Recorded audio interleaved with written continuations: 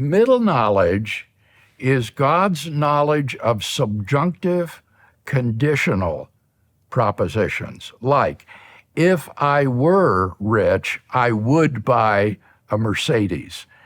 And by God's middle knowledge, he knows the truth of these subjunctive conditionals about how any possible person would freely choose in any possible circumstances he might place him.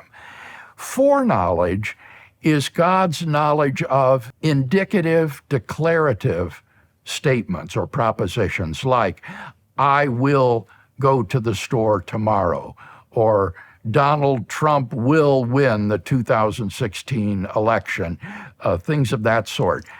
These are not conditionals, these are declarative statements, and they are indicative. They are not in the subjunctive mood. So that would be the difference. The middle knowledge would be knowledge of these subjunctive conditionals, and foreknowledge is God's knowledge of these declarative, indicative statements.